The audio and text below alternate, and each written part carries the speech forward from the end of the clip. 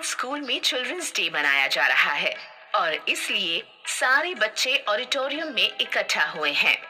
School की teachers भी कुछ खास प्रदर्शन करने वाली हैं। बच्चों को ये सब देखकर बड़ा मजा आ रहा है। आज स्कूल का अगला दिन है। सारे बच्चे टीचर के सुंदर नृत्य के लिए उनकी प्रशंसा कर रहे हैं। टीचर, चिल्ड्रंस डे के प्रोग्राम में आपने बहुत अच्छा डांस किया।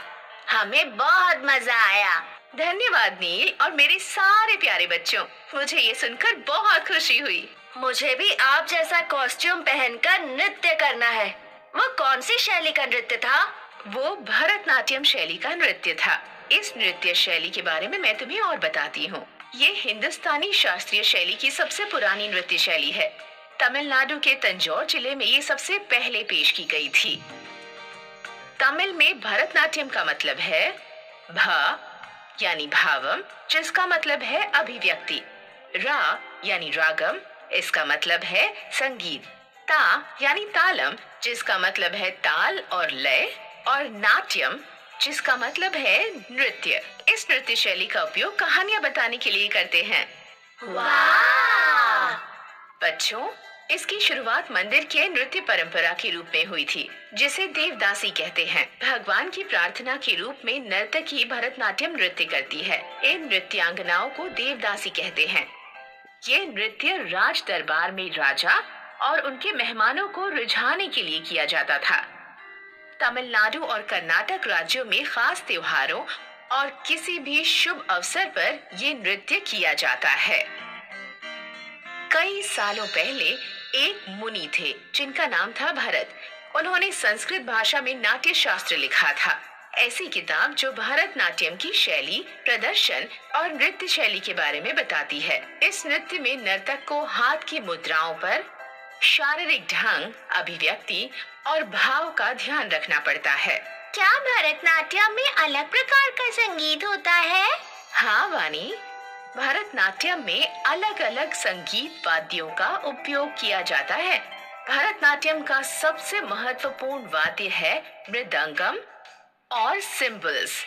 कभी कभी वीणा, वायलिन, घटम और फ्लूट का भी इस्तेमाल करते हैं।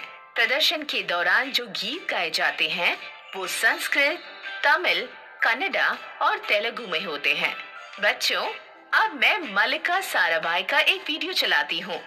उन्हें भरतनाट्यम में कई सारे अवार्ड्स मिले हैं। कितना अच्छा नृत्य करती हैं ये। इनकी आंखें कितनी बड़ी है। हम अपनी आंखों के जरिए बहुत कुछ बोल सकते हैं। एक नर्तक को अभिव्यक्तिपूर्ण होना बहुत जरूरी है, तब जाकर दर्शक नृत्य के जरिए कही जाने वाली कहानी समझ सकते हैं।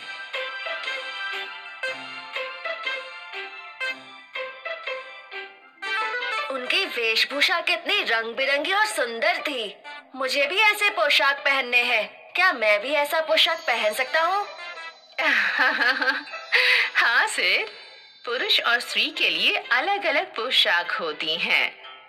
क्या लड़के भी भरतनाट्यम कर सकते हैं? हाँ नील, लड़के और लड़कियाँ दोनों भरतनाट्यम कर सकते हैं। पुरुषों की पोशाक होती है धोती, जिससे नर्तक के शरीर का निचला हिस्सा ढक जाता है। ऊपरी भाग में एक गमछा या शॉल पहनी जाती है।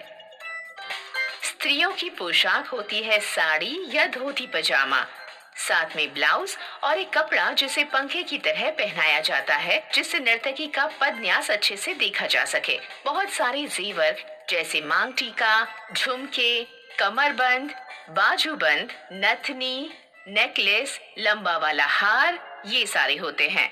वाव! बच्चों, क्या आप सबको भी भरतनाट्यम सीखना है? हाँ!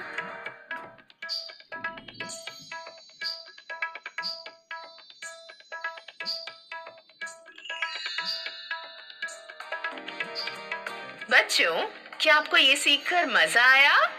हाँ!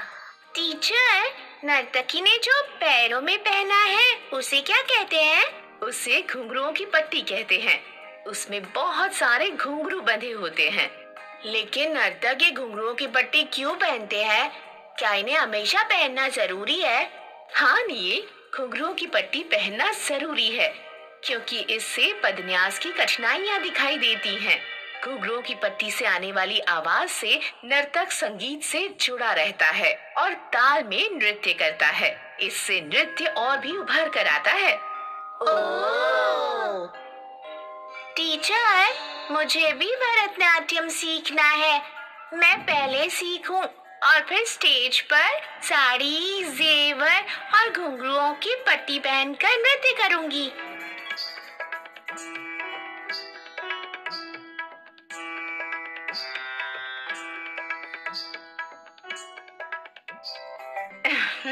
ये तो बहुत अच्छी बात है वानी, मुझे ये सुनकर बहुत अच्छा लगा।